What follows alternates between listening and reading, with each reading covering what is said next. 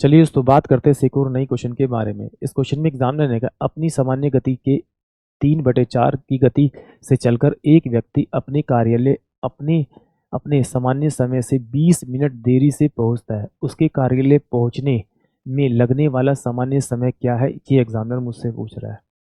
तो देखिए सिंपल सी बात है, आपको एक बात पता होनी चाहिए इस टाइप के क्वेश्चन को करने में कि अगर मेरी स्पीड कम होती है तो मुझे टाइम ज़्यादा लगता है, और मेरी अगर स्पीड बढ़ती है तो मेरा टाइम कम होता है। तो यहाँ पर एग्जामिनर ने क्या कहा है कि वो अपनी सामान्य चाल का 3/4 की गति से चलता है तो उसको 20 मिनट देरी होती है। यानी कि अगर उसकी सामान्य चाल यानी कि 4, मैं मान लूँ कि 4 थी, तो अब उसकी सामान्य चाल का कितना 3/4 निकालूंगा तो सामान्य चाल उसकी कितनी होगी, 3 होगी।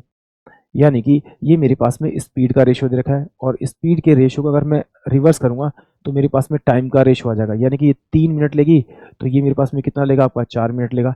इन दोनों का डिफरेंस करूँ तो डिफरेंस कितना आ रहा है, मेरे पास में 1 मिनट का आ रहा है। बट एग्जामिनर कह रहा है भैया ये 20 मिनट का डिफरेंस है। तो इस 1 मिनट को 20 मिनट बनाने के लिए किससे मल्टीप्लाई, 20 से, तो जिससे से मल्टीप्लाई उससे मल्टीप्लाई कर दीजिए, यानी 60 मिनट। यानी कि सामान्य समय जो था उसका वो 60 मिनट का था। यानी कि ऑप्शन जो बी है वो इस क्वेश्चन के लिए करेक्ट हुआ।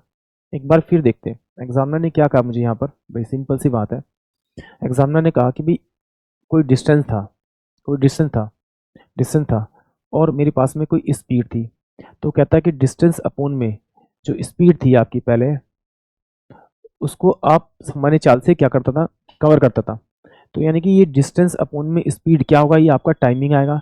फिर कह रहा है कि उस चाल का 3/4 कर दिया, यानी कि डिस्टेंस अपॉन में स्पीड इंटू में चाल कितनी होगी इसकी, 3/4, तो 3 नीचे जाएगा 4 ऊपर जाएगा।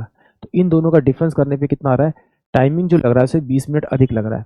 एक बार फिर देखिए, देखिए यहाँ पर क्या है, पहले इसकी स्पीड ज़्यादा थी तो इसका मतलब यहाँ टाइम कम आएगा। अब स्पीड कम हो रही है तो इसका मतलब क्या होगा, टाइम ज़्यादा लगेगा।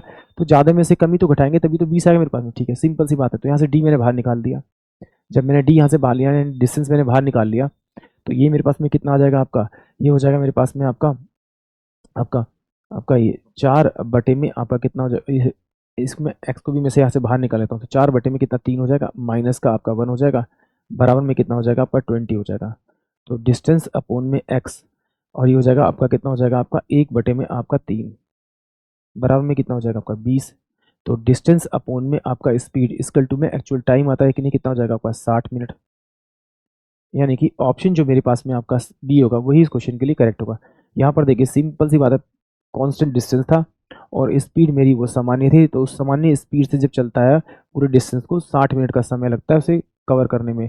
यानी कि ऑप्शन जो बी होगा वो इस क्वेश्चन के लिए करेक्ट होगा। आई होप आप सभी क्वेश्चन समझ में आया होगा।